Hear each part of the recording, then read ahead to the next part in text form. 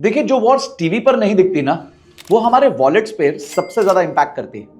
अप्रैल 2026 United Arab Emirates, दुनिया की सबसे अमीर देशों में से एक, चुपचाप वॉशिंगटन पहुंचा, ट्रेजरी के दरवाजे खटखटाए और एक ऐसी बात कही जो डिप्लोमेटिक लैंग्वेज में तो एक रिक्वेस्ट लग रही थी, लेकिन असली मतलब था एक सॉफ्ट धमकी कि हमारी मदद कर दो वरना आपकी बॉन्ड मार्केट को हम क्रैश कर देंगे। और दोस्तों, ये स्टोरी आज भी चल रही है। और ये स्टोरी सिर्फ अमेरिका की नहीं है, ये स्टोरी आपकी एसआईपी की है, आपके रुपये की है और आपके फ्यूचर की है। देखिए, आज की वीडियो में हम डिकोड करेंगे दुनिया की सबसे खतरनाक इनविजिबल वॉर को, जो एक साथ 3 फ्रंट्स पर लड़ी जा रही है। मिडिल ईस्ट में ऑयल, वॉशिंगटन में डेट और आपके पोर्टफोलियो में पैनिक। वीडियो के एंड में मैं आपको बता दूंगा as a smart Indian investor आज एग्जैक्टली आपको क्या करना चाहिए। तो एकदम एंड तक बने रहिए, क्योंकि ये इंफॉर्मेशन आपको किसी भी न्यूज चैनल पर नहीं मिलेगी। पर हाँ, आगे जाने से पहले चैनल को सब्सक्राइब कर लीजिए, घंटी दबा दीजिए, ताकि ऐसी अमेजिंग वीडियोस आपसे मिस ना हो। देखिए, वॉरेन बफेट ने कहा था कि it's only when the tide goes out that you discover who's been swimming naked. दोस्तों, टाइड अब बाहर जा चुकी है और जो नंगापन है ना, वो दिखना चालू हो गया है, और वो भी अमेरिका का। चलिए, ये पूरा डोमिनो इफेक्ट आपको समझाता हूं एक एक स्टेप में। स्टेप नंबर 1 है स्ट्रेट ऑफ हॉर्मुज, जो दुनिया की नस बन चुका है। ये सिर्फ एक पानी का रास्ता नहीं है, ये दुनिया की एक ऐसी बॉटलनेक है जिससे रोज 20% ग्लोबल ऑयल सप्लाई गुजरता है।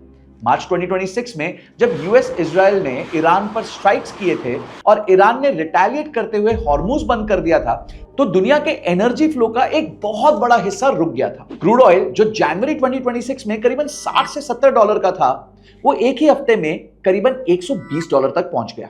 सोचिए, एक हफ्ते में ऑलमोस्ट डबल हो गया। अब स्टेप 2 पे आते हैं। कौन मरा सबसे पहले? यूएई। उनका ऑयल एक्सपोर्ट रुक गया। कुवैत ने अप्रैल 2026 में 0 बैरल्स एक्सपोर्ट किए हैं, 0 पूरे महीने में। ऐसे पिछले 30 सालों में कभी नहीं हुआ। जापान, साउथ कोरिया और इंडिया जैसे देश, इन्हें हर रोज डॉलर चाहिए भाई।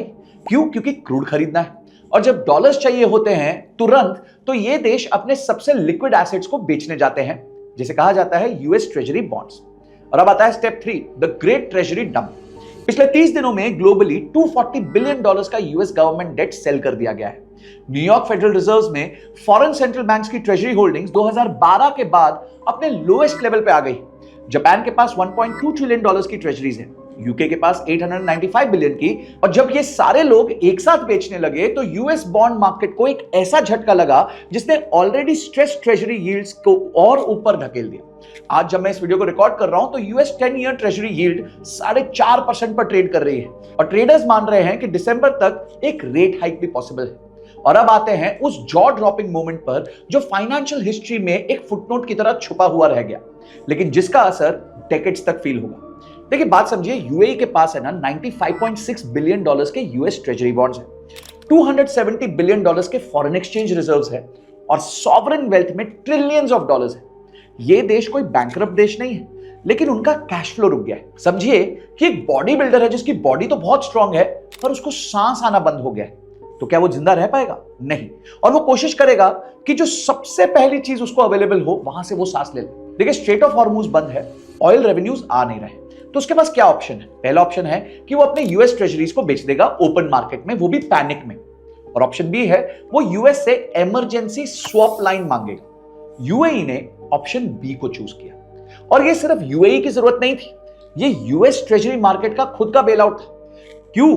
क्योंकि अगर यूएई फोर्स्ड सेलर बन जाता, तो ट्रेजरी प्राइसेस और गिर जाते, यील्ड्स और बढ़ जाती, और यूएस गवर्नमेंट की बोरोइंग कॉस्ट और महंगी हो जाती। Mortgages, car loans, corporate debt सब एक साथ ब्लास्ट हो जाते, और वही अल्टीमेट डेट स्पाइरल क्रिएट हो जाता। वॉल स्ट्रीट ने इसका नाम पता है क्या रखा है? Amend, extend and pretend. मतलब टर्म्स बदल दो, डेडलाइन बढ़ा दो, और दिखावा करो कि सब कुछ ठीक है मेरे भाई। और अगली मेरी प्रेडिक्शन ये है कि कुवैत नेक्स्ट हो सकता है। $66 बिलियन के यूएस ट्रेजरीज हैं उनके पास, और अप्रैल 2026 में 0 ऑयल एक्सपोर्ट्स किए। या तो वो ट्रेजरीज बेचेंगे और स्पाइरल शुरू होगी, या फिर वो भी अपना हाथ वॉशिंगटन के आगे फैलाएंगे। ये तो सिर्फ वक्त बताएगा। अब बात करते हैं उस चीज की जो आपको पर्सनली टच कर रही है। देखिए, इंडिया जो है ना, एक ऑयल इंपोर्टिंग पावर हाउस है। हम अपनी क्रूड ऑयल जरूरत का 85% इंपोर्ट करते हैं, और हिस्टोरिकली उसका 40 से 50% हॉर्मुज से गुजरता है। अब आज की तारीख में मैं आपको सिर्फ डेटा बोलूंगा और ये डेटा खुद बोल देगा। ब्रेंट क्रूड करीबन 105 से 160 डॉलर्स पर बैरल के आसपास चल रहा है। जनवरी के 60 डॉलर से करीबन 50% से ज्यादा ऊपर। रुपी 95.6 पर डॉलर पे चल रहा है, historic all time low. Reserve Bank of India के फॉरेक्स रिजर्व 690 बिलियन डॉलर्स हो गए हैं, जो कि फरवरी में 728 बिलियन डॉलर्स थे।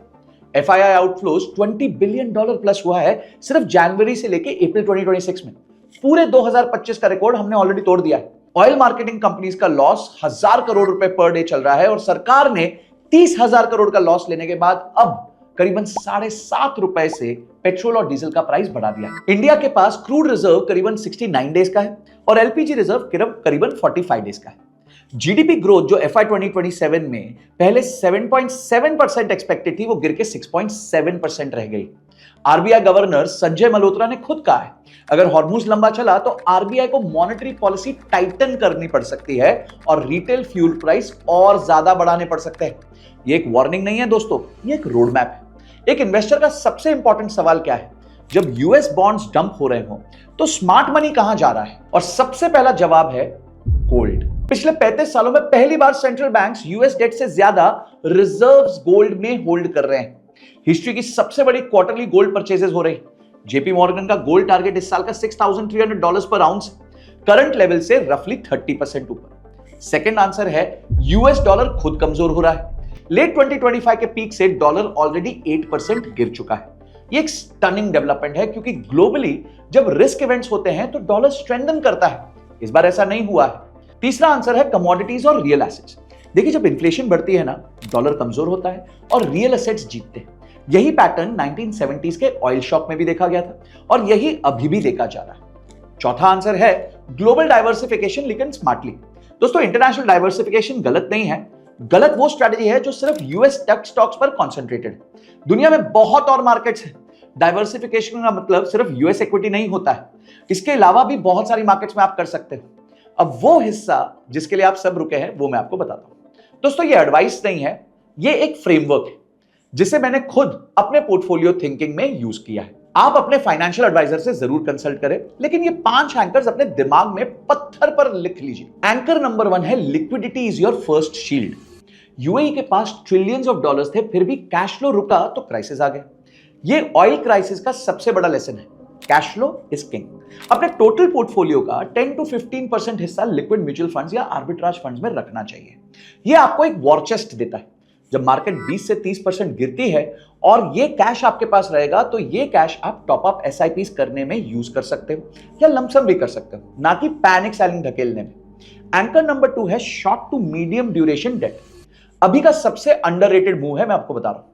आरबीआई ने रेपो रेट 5.25% पर होल्ड किया है, लेकिन अगर हॉर्मुज लंबा चला तो टाइटनिंग आ सकती है। इस एनवायरनमेंट में long duration bond funds risky हो सकते हैं। शॉर्ट ड्यूरेशन या medium duration debt mutual funds choose करिए, या अगर आप कंजर्वेटिव हो तो 1 से 2 साल की बैंक एफडीज जो आपको 6.5% से 7.5% दे रही है, ये गारंटीड रिटर्न लॉक करना एक स्मार्ट मूव हो सकती है जब ग्लोबल अनसर्टेनिटी इस लेवल पे हो। थर्ड एंकर है डोमेस्टिक इंडिया स्टोरी, अभी का सबसे स्ट्रॉन्गेस्ट एंकर। देखिए, इंडिया का डोमेस्टिक कंजम्पशन स्टोरी ग्लोबली सबसे रेजिलिएंट स्टोरीज में से एक है। $20 बिलियन का एफआईआई आउटफ्लो के बाद भी इंडियन डोमेस्टिक इंस्टीट्यूशनल इन्वेस्टर्स ने सब कुछ अब्सॉर्ब कर लिया।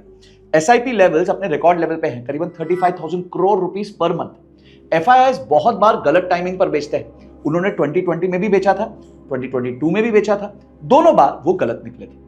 तो आप अगर इन्वेस्ट करना चाहते हैं तो ब्रॉड बेस्ड इंडेक्स जैसे Nifty 50, Nifty next 50, mid cap 150, small cap 250, इनमें अपनी एसआईपीज चालू कर सकते हैं या उनको बढ़ा भी सकते हैं। इस करेक्शन में जो लोग एसआईपीज रोक रहे हैं वो अपने फ्यूचर को नीचे खींच रहे हैं, तो आप अपनी एसआईपीज चालू रखिए।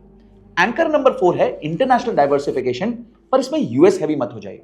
देखिए, इंटरनेशनल डाइवर्सिफिकेशन एब्सोल्युटली जरूरी है। मैं आज भी इंटरनेशनल फंड्स में बिलीव करता हूं, लेकिन अगर आपका इंटरनेशनल एलोकेशन सिर्फ यूएस टेक स्टॉक्स या S&P 500 तक ही कॉन्सेंट्रेटेड है, तो ऐसे केस में जहां इकोनॉमी में डॉलर कमजोर हो रहा है, डेट सीलिंग क्राइसिस चल रही है और स्वैप लाइंस एक्सटेंड हो रही हैं, आपके लिए प्रॉब्लम हो सकती है। यूएस के साथ साथ European index fund, Japanese, Chinese, Taiwanese, emerging markets, इन सबको भी ऐड करिए।